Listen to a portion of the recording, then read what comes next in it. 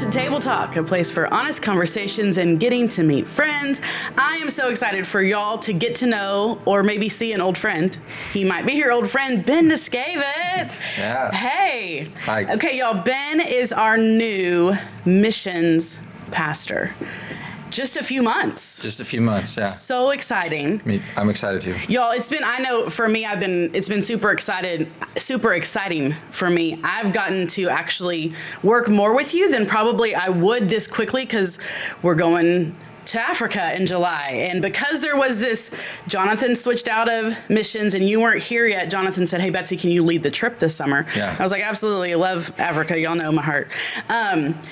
But then you came on, but then I've gotten to work with you, and it's been such a joy to kind of be like, hey, there's a reason for me to work with you and get to know you a little bit. For sure. Which has been nice, because in a church our size, even staff-wise, a lot of times It's huge. It's huge. It takes a long time to get to know people.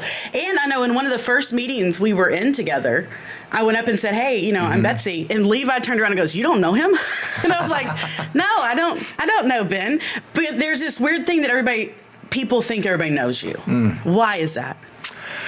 We did grow up here. I grew up 8 streets down the road. My pretty much whole life was in this church up until about 21 or 22 when we left for seminary. But we were pretty much born in this place at Sagemont Baptist Church. Right. So back in the day. Yeah. So crazy. And it's fun because if you're standing with Ben in the lobby or in the hallways, you do have a ton of kind of that old Sagemont crowd that come up and they know you and they remember and they talk about silly things you did as a kid or in the hallways or all that kind of stuff. And it's so interesting because Sagemont has grown so much. There's also this massive population that's like, I don't know Ben. Yeah, right. And even for y'all are coming in where, yes, you do know a ton of people, but you're also having to be super purposeful to get to know a ton of people. That's right. Which I think is so sweet. Your sweet wife, Kristen, and we're going to talk about your family. I got to chat with her for a little while last night, and she said there was a young couple that had invited y'all over to their house for dinner. And y'all, good job. Sagemont, good job for reaching out and being purposeful to say, hey, I don't know you, and I want to get to know you. And so, y'all, take Ben to dinner. We love to eat. We love to cook, too. We'll cook you food, too. Oh, there you go. That's what I'm going to do. I'm going to be like, Ben, I'm not taking you to dinner, but I'll come over. You can feed me. That's so fun. Okay, so first things first, tell me just your salvation story. How did you come to a relationship with the Lord? Yeah, so I think I was 6 here. I think it was right after VBS. Cool. And I remember sitting at our dinner table and asking my mom, how do you become a Christian? And my mom, who was very heavily involved here at Sagemont with kids, led me to the Lord. Ralph Edwards baptized me. Cool. Which is pretty cool. And you could say I have the traditional, Christian raised in a Southern Baptist church story, very heavily plugged in here at Sagemont, participating in almost everything that we did in the youth, whether it was mission trips or playing in the worship band. What'd you play? I play drums. Drums? Self-taught, love drums. Okay. Are we ever going to see you up there on a Sunday morning? I keep telling Misty, hey, use me. That'd be so fun. Just one day we're like, that's Ben. Yeah. Give Kevin a break. So, right. But I have played many times before here. That's so fun. It's a lot of fun. I love it. It's one of my most favorite things to do, and to make sausage. It's one of my most favorite things to do. Cool. So, yeah. Anyways, back to salvation. More important. Where was I? You did all the things growing up. Yeah. You did the things. I participated in everything as, as I knew, but at the same time had secret sins going on and almost living a double life. And it was about 18. I remember this is a very side note, but I developed a very deep hate towards my father. And I remember sitting in the HRA. I can't remember if it was Chuck Schneider preaching or a guest preaching, but he preached on if anyone has hate in their heart, they cannot be my disciple. And Jesus spoke directly to me and said, you cannot be my disciple if you hate your father. So I remember driving down Hughes, going to the youth building with my dad, right in front of Church's Chicken. I remember this, which is no longer there. It's not there. I looked at him and I said, Dad, I've hated you for a really long time. And I was in the sermon on Sunday, and he said, you can't be my disciple if you hate your father. So I want to ask for your forgiveness. I want to repent to God for the sins that I've been doing, and I hope our relationship can be restored. So it was that day that we both committed together to care for one another, love for one another, stop our secret sins, and follow the Lord. And so my relationship with my dad was great, and with the Lord. That's amazing. And I think it's so encouraging, because I recently was sitting with a parent who was struggling with, they're like, I feel like my kid hates me. What do I do? And I think so often as parents, we want to fix it. And man, just praying that the Lord will speak to them through whatever means necessary, that can happen. Yeah. That's such an encouragement. That's huge. I love that so much. And so, do you have siblings? I have two. I have an older brother, Joe. Okay. He's 2 years older than me, and then a younger brother, John. Okay. And he's 3 years younger than me. Okay, awesome. And tell everyone your mom's name, because some people might know her. Cherry Niscavits. She's so sweet. She is pretty awesome. She's awesome. When I taught at Bay Area Christian, I got to work with her she's just the kindest, most loving person. She was so good with kids. What a servant. She's modeled very well for me. Yes, absolutely. I love that so much. Okay, so grew up in the church, faith in Jesus, purposeful, got it right, 18. Did you go to college? Straight to seminary? What'd you do? Idiot. No, you weren't. Out of our class, Jonathan Morrison graduated with me. Where'd y'all graduate from? Adobe High School. What year? 2001. Okay. And I think out of 800, I was 680. So I was low on the totem pole. That's okay. I didn't care about school really. You got your diploma. I did. And then it took me quite a few more years after that to get any other degrees. Okay. But I went to San Jac, went there for a while, quit, started working full-time at an installation company. Okay. That was hot and itchy, and knew I didn't want to do that my whole life.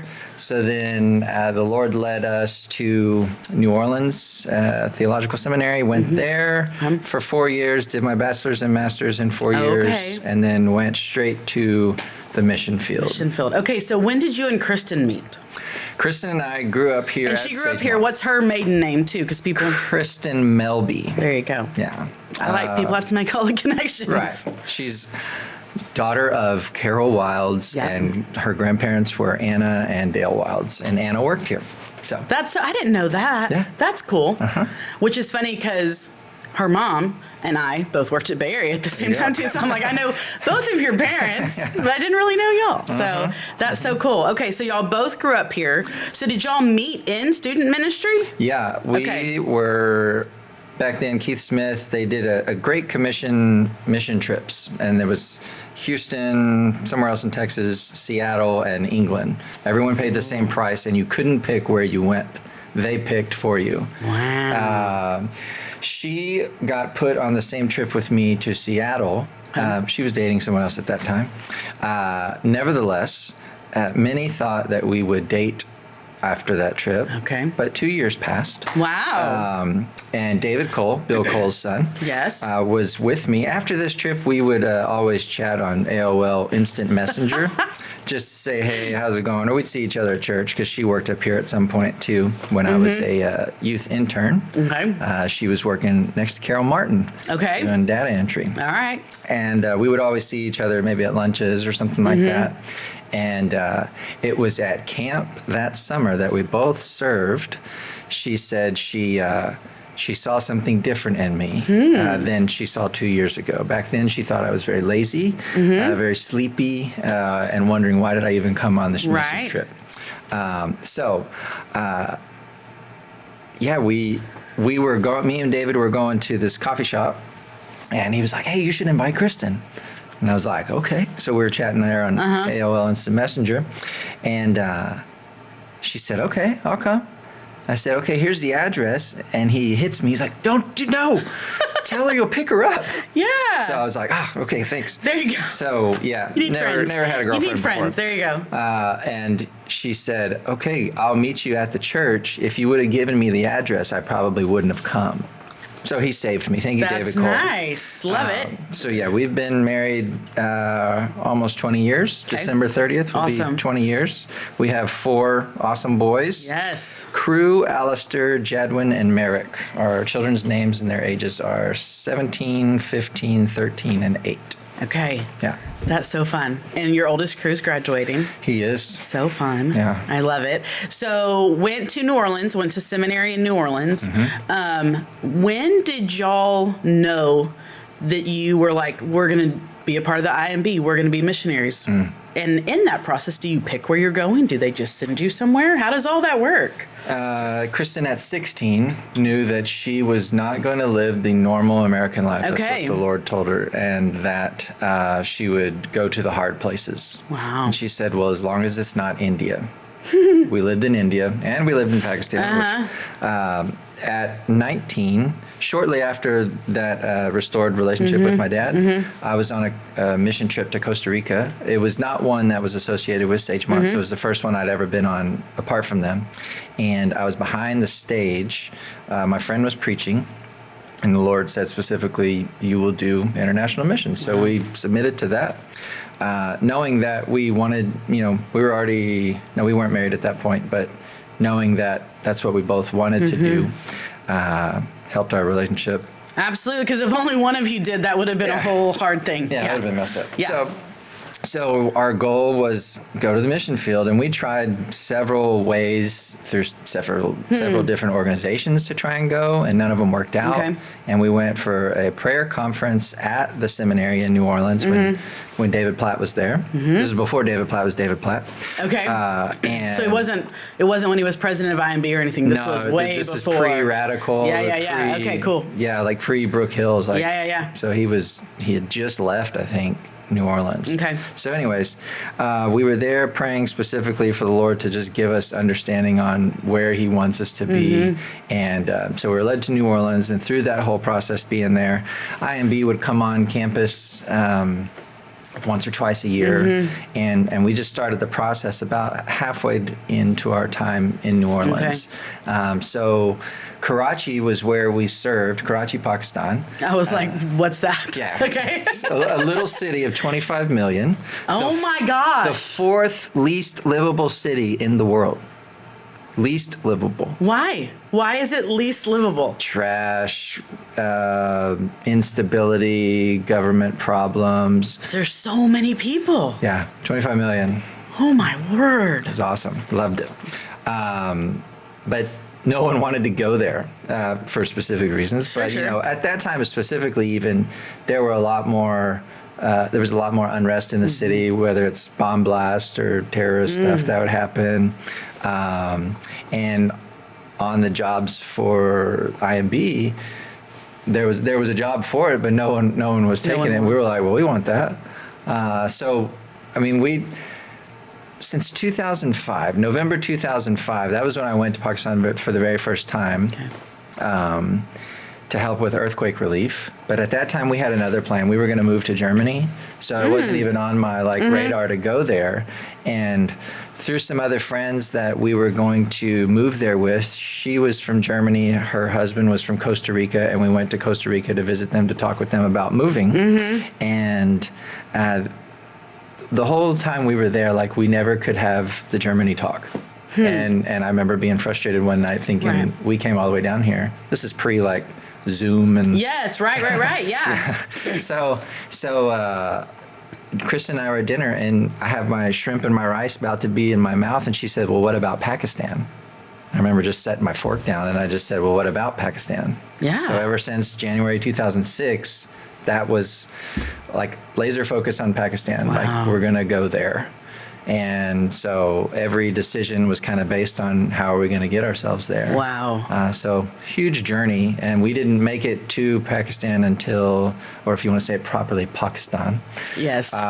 Till January 20th, 2014. Okay, from January 2006 to January 2014. Wow. Yeah. That's amazing. Okay, real pause. Explain IMB. Because we throw those letters around, and some people don't know what that is at all. Yeah, totally. The International Mission Board is a Southern Baptist mission organization that you do give to through the cooperative program, through another missions offering called Lottie Moon. You'll start hearing that around November, December. We actually provide funds to the International Mission Board to 100% fully support missionaries on the field. So I'm not raising funds necessarily when I'm overseas. When we have opportunities to come home and visit, for our stateside time, we are going to churches talking about the International Mission Board, Right. talking about Lottie Moon. But You don't have to personally raise your own funds to go, which so many missionaries, they totally. do. And I know I've had friends that's the reason that finally they were like, and we're done. This is... So we're spending more time trying to raise our funds than we are actually getting to do mission work, which I think is one of those super cool things about the IMB and even the Southern Baptist Convention, that they make that a way for people to go. Right. It's really cool. Right. It's an awesome organization. We loved working with them, and it even broke our hearts leaving it. Yeah, sure. Not that Sagemont's not a bad deal, but, No, it's great to be here. Yeah. But hard to leave that. Absolutely. So in all those years between knowing this is where we want to go and making a way to get there, did y'all go other places? Like, did y'all live other places? We lived in New Orleans. Oh, I'm sorry. So, when we left to go to IMB has a training center in Virginia. Okay. So we started, so that would have been January of 2012. Okay. So we were there for 3 or 4 months. Then we went to Vancouver, Canada for 3 or 4 months for another urban mega city training. Because most missionaries, if you don't know this or not, are not from large cities like Houston. They're from back cities, Really? like small cities. Okay. Have never. Why is that, do we think? I don't know. Interesting. Okay. Just the majority are not from major cities. Okay. So riding on the feeder, or driving on 8 lanes of traffic like on I-10 or whatever is very uncommon to people. Yeah. So moving. Listen, I grew up in Houston, but not in Houston. Like I say, I'm from Houston. I'm not from Houston. I'm from Alvin and League City. Very different. Perfect example. Yes. Very different. So even mass transit or walking around or all that kind of stuff isn't what I normally do on my day-to-day basis. So that makes sense. And Karachi driving is not like Houston driving at all. If you've ever been overseas, usually, come on one of the trips. Usually true. Yeah. So it is completely different. But in Vancouver, it was this kind of urban city training. From Vancouver, we went to India. Okay. Went to a small village for language school up in the mountains for 4 months. What language? Urdu. We speak Urdu. I'm going to have you pray at the end in Urdu. TK. Because he did that for us in one of our staff meetings, and I just... Oh, gosh. It's super cool. It's going to be horrible. No, it's going to be good. So we were there for 4 months. We had to go out to renew a visa in Thailand. We lived there for 45 days. Then we came back to India, lived in Delhi for 1 year. Wow. Had to go find my own house. My supervisor said, when you get to Pakistan, you are going to have to do this all on your own. So you can call me, but go do this on your own. Wow. So I had to navigate trying to find a new house in India. Then from there, we went to a meeting in Dubai for a few days. And then January 20th, 2014 at 6 a.m., we're flying into Karachi. I remember tearing up thinking, this is home. Wow. And then I had the same opportunity when we came back to Houston after we just came back recently, flying over Houston, seeing the green and thinking, this is home. Oh, I love that. And tearing up again. So yeah. Okay, in all of that, married, having babies? Yeah, we had one over there too. Okay. So that's a whole deal. Much cheaper. I'm sure. Yeah. Wow. Okay. So doing all of that. Now, when you're in Pakistan, or even when you're in India for a year, those different times, who tells you what you're supposed to do? Like, is there a ministry you're partnered with that you're going and helping them do ministry? Are you on your own trying to do a church plant or doing door-to-door evangelism? Like, what do you do, and who decides what you do? India was a little bit different because we weren't necessarily on a team. my supervisor heavily invested in me when he was in town. He connected me to a national person that spoke. He was a different people group, spoke Bengali, but he also spoke Urdu, but spoke no English. Oh, wow. So I had to get, really good at practicing Urdu with him. But we would pair up and we would go out and do evangelism. Our focus was Muslims in India, speaking Urdu. A majority of them do speak that language. So we would focus in my neighborhood. There's an area called Nizamuddin that we focused on, and we would go there, talk with people. We'd follow up in other parts of the city with other seekers who would be willing to sit down, and many times they were illiterate, and so we'd have to audio Bible or something like that, and just kind of study with them. But in India, that's kind of what it looked like. In Pakistan, we joined a team of only two other people. Okay. But they were there for about a year and a half, and then they left, so then we were alone. And I want to say it was 2 years after that, another family came and joined our team.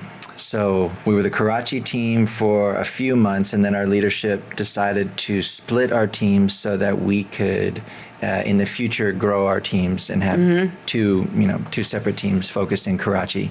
I was the Karachi mega segment urban leader, so I only focused on urban work. Okay. There's another interesting fact for you. Most mission statistics are based on village work, Yes. not urban work. True. I would agree. Yeah, I would think that was true. So I Which is never went interesting. to villages. Okay. I You were was downtown. Downtown, solely focused in Karachi all the time. How interesting. So I love the cities, and so I think that's why I like Houston a lot too. Yeah. And Houston has so many kinds of people here too. That's often exciting for me because you get to eat their foods as Yeah. well. But we had supervisors. Yeah. We had in the IMB you have it's called affinities. So I was a part of the South Asia affinity. Okay. And so we would every 3 years make affinity goals for evangelism, for church planting, and some places in the world are moving faster than others in growth like that. We often felt that Pakistan is very hard soil. So I can't come to you and say we had billions of salvations. Right. I wish one day there will be. That's the promise of Revelation 7:9. Right. That representatives from every nation, tribe, people, and language will be worshiping in heaven. So maybe one day the Pathans will come to faith, and the Sindhis and the Balochis, but it hasn't been so much yet. Yeah. But nevertheless, I did all kinds of stuff there, from whether it was English trainings on university campuses or being asked to perform a email workshop, how to write an email, but using that opportunity to share the gospel on these campuses or on these hospitals. Wow. We've done door to door. We've done shop to shop. We've done things. all kinds of things. Talk a little bit about, I think so often when we talk to people about sharing the gospel and why don't they, I think oftentimes they'll go, well, I don't know if the person is going to accept. Like, I don't know if they're actually going to do it. And so then that makes me nervous because we, in this weird way, we feel like it's our responsibility. Yeah. It's our responsibility to share. It's the Holy Spirit's responsibility to do the work. But for years, you had to really live that life of, I'm called to do this thing and I'm going to be obedient and I'm going to trust God with the results of that. How did you ever struggle with that? How did you get to a place where you were like, that part's up to the Lord? Man, can I pull out a quote to read you? Yes, please. Okay, so I remember, I have to find it really fast. No, you're good.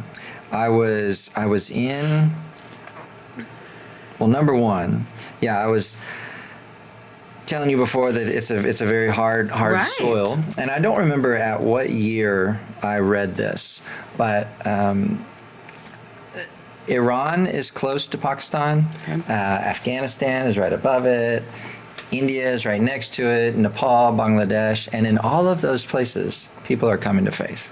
But it wasn't always like that. Right. So I remember reading this quote. Robert Bruce, a Scottish missionary to Iranian Muslims in the late 19th century, Cool. wrote home to his supporters, "I am not reaping the harvest. I scarcely claim to be sowing the seed. I am hardly plowing the soil, but I am gathering out the stones. That too is missionary work. Let it be supported by loving sympathy and fervent prayer. And that article, Oh my gosh. yeah, was on the Desiring God website, Wow. and it was all about how right now all of the people coming to faith in Iran. And so it was a Wow. huge encouragement to me Yeah. that, like, there was a time in the late 1800s when many Punjabi people came to faith in Jesus in what is now Pakistan. Mm-hmm. But that's only one people group. The majority of Christians in Pakistan are only one people group. So it's a glaring example to the church every time that they meet that the Great Commission isn't complete, because there's still so many not there. That don't know. Yeah. I love that so much. Yeah. That's really good. That doing the work. So, I mean, and I say this all the time. I'm like, listen, you could be the one seed that leads to 5 seeds later, Yeah. and you don't know until we get to heaven. Yeah, and that's what that quote like did to me. love Like that. I think I decided that day, Lord, if I'm here just to pick out stones, great. And we did see, I would say in our time there, we saw 3 or 4 salvations. I think it's 4.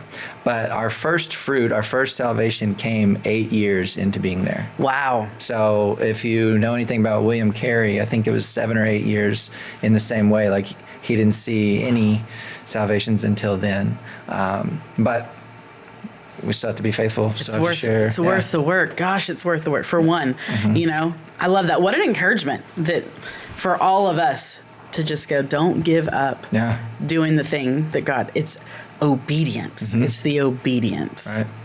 I love that. That's really cool. Didn't know we were going to take that little turn, but I love it so much. That's super awesome. And so, okay, so how long were y'all there? 10 years? 12 years? Overseas, 12. Okay. About a year and a half in India, and then the rest of the time in Pakistan. The rest there. And y'all would come back and forth furlough. Isn't that what they call it? Furlough. Furlough, stateside. Yes, you get to come back and kind of rejuvenate, also go visit other churches, maybe get training, do different things like that. And when y'all would come back, I knew who your wife was because we have your oldest and my youngest are the same age. And so they'd be in class together or VBS or just different things like that. But so y'all came stateside in what, October? September? This year? Yeah. No, we came January. Was it just January? Yeah. Okay. I was, look at me. Okay. You never know. Feels like forever, Ben. No, I'm just kidding. So y'all came in January. Not planning on staying. No. Planning on going back. Yeah. That's why I was like, it had to be earlier than January. No, God worked really fast. So y'all came in January just for a time. No, we experienced a lot of difficulties in the last year and a half, and we got placed on a medical leave to come home to receive care and counseling. Great. Through Sagemont Counseling Center. Yeah. But still fully funded by the IMB. So coming home for a season, but planning on going back, still IMB missionaries, all the things. That was our heart's desire, knowing that we didn't consider we'd come home this early. I would say, 12 years. That's not a short time. No. But still, we were like, no, 20, 25 years over there, we'll be good. So, do you want me to tell the rest of the story? Yes, please. So we were told we were coming home on that medical leave, and it was sometime around end of Jan or mid Jan. I wrote Jonathan and said, hey, get your restaurants ready, because we always have a tendency to eat weird stuff. Yep, he's a big foodie, I know. Yeah. So that was on a Wednesday, and I came home on Friday, saw him Sunday. We planned to meet. Then we met on Wednesday that next week, and kind of explained what we've been walking through the season of life we've been walking through, and just kind of saying, like, just kind of confused on what's going on. And he said, well, let me confuse you some more. Last week when you messaged me, 2 hours before that, I was promoted to this other position. Are you interested in the mission pastor role here? And I just remember saying, I don't know what I'm interested in right now. I don't know what I'm doing. So, man. Yeah, very unexpected. Did you go home and immediately share that conversation with Kristen? Because I could imagine in all the other things going on, you're like, nope, not adding that to the thing right now. We'll talk about that later. I think it was. I think I did go that night Yeah. and to tell her, and she was just like, "What?" Yes. Yeah. For Yeah. sure. Yeah, and she was like, "No, Yeah.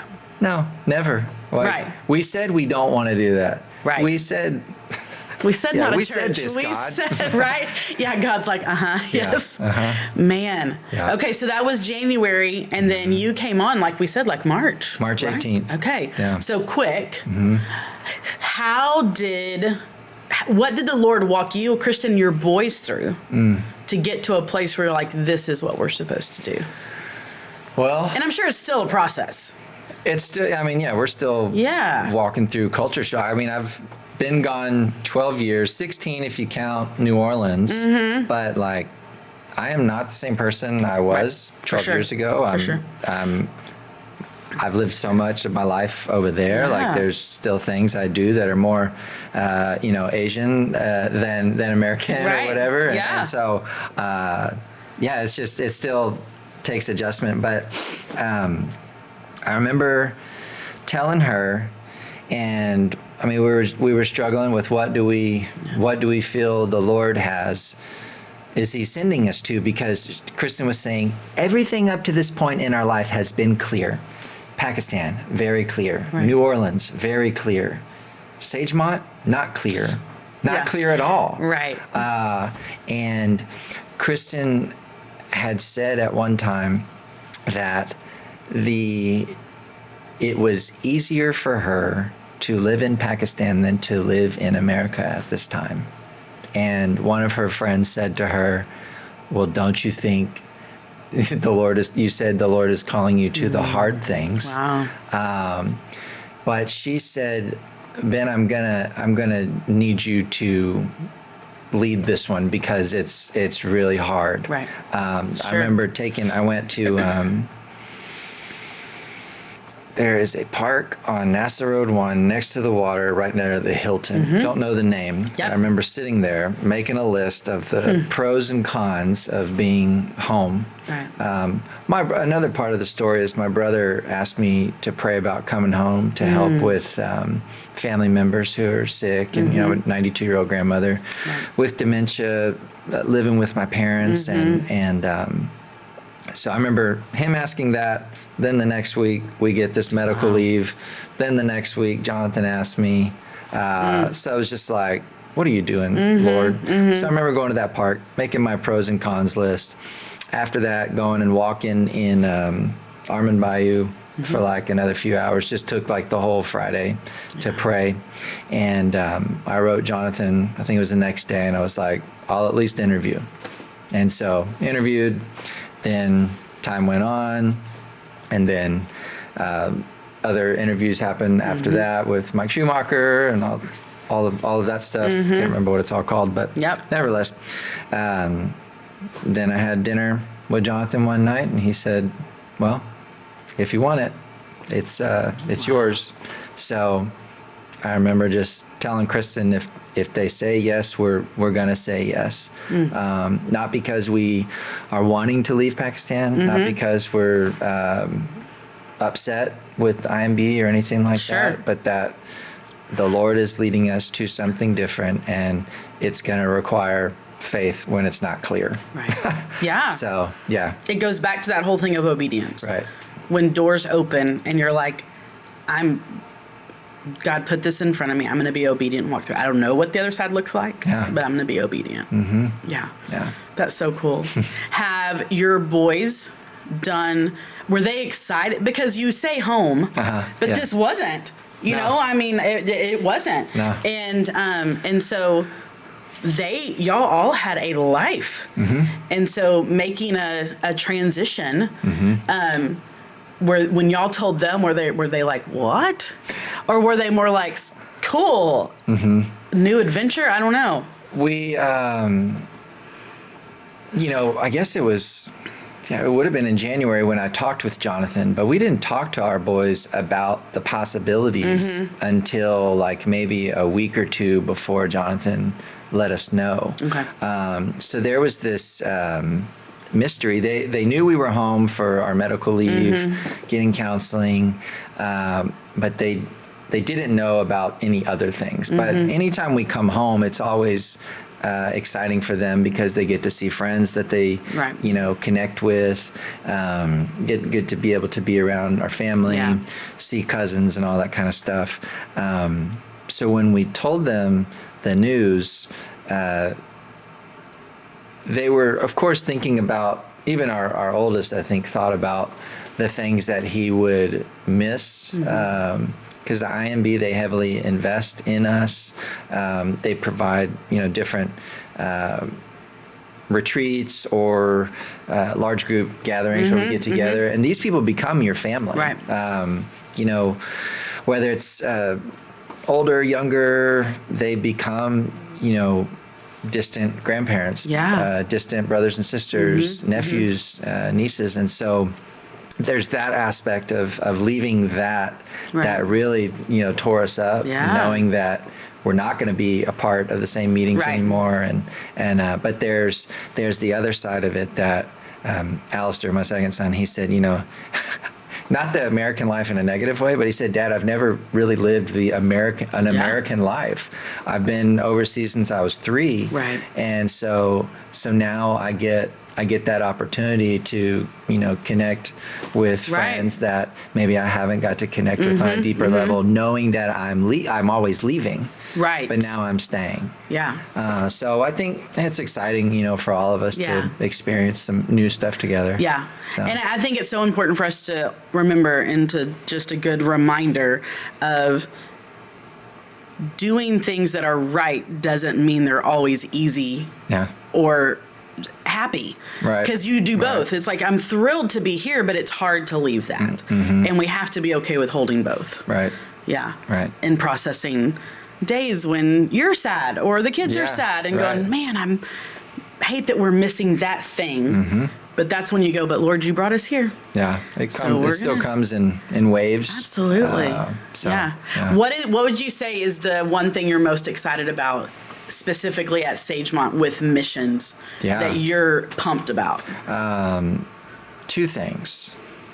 When I came on, they had talked about wanting to develop a deeper relationship with the IMB. We have given, finances to the IMB, supported them for many years, but that relational aspect was missing, and so they asked me to help develop that. And so I'm excited about that. And then the other part I'm most excited about, because not everybody's going to go internationally.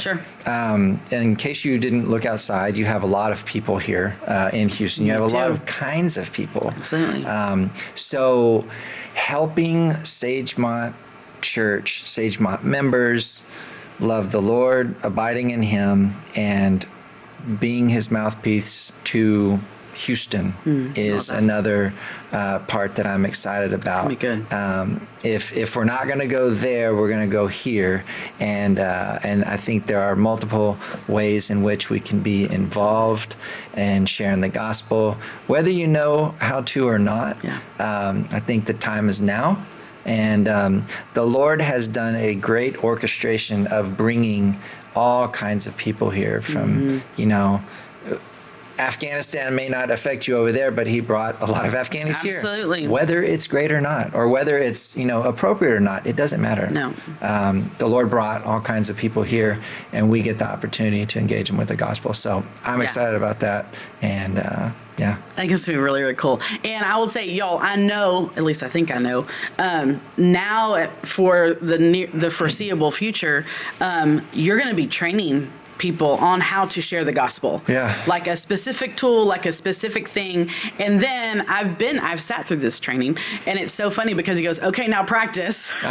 Turn to your neighbor and practice, which we all go, that makes us uncomfortable. It's okay to be uncomfortable. And then you're like, okay, now go out and actually do it, and then tell me when you do it with someone. And so it's the training, but then there's also going to be the feet to, hey, Sagemont Church, we're going to train you, because we've said, share the gospel.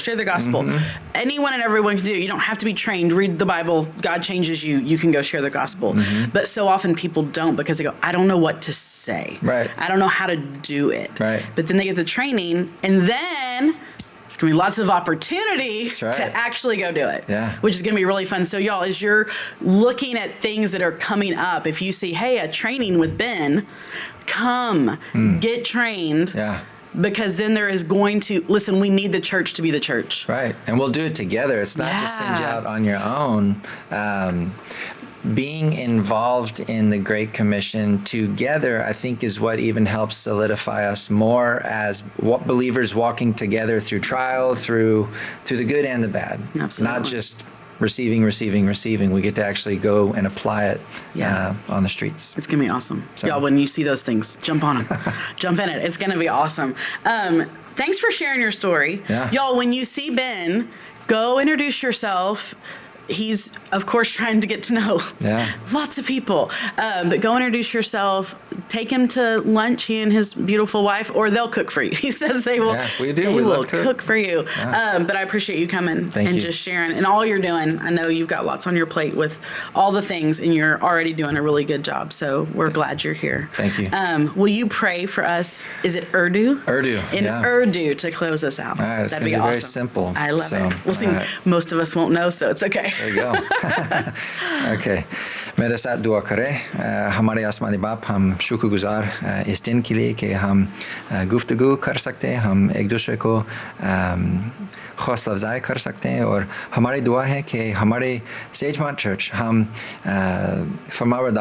फरमाबरदारी से खुशखबरी सुनाएंगे लोगों को और हमारी दुआ है कि हमारे एक्लीसिया की वसीले से तुम्हारे जलाल दिखाएगा तुम्हारे मोहब्बत एक दूसरे को भी दिखाएंगे कि हम एक दूसरे को मोहब्बत करेंगे और कि लोगों के समझ जाएंगे कि हम यीशु के शागिर्द हैं तो ये हमारी दुआ और ये चीज़ हम यीशु के नाम से मांगते हैं आमीन Amen.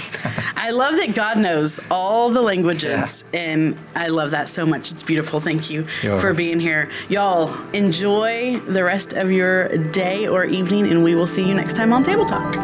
See ya.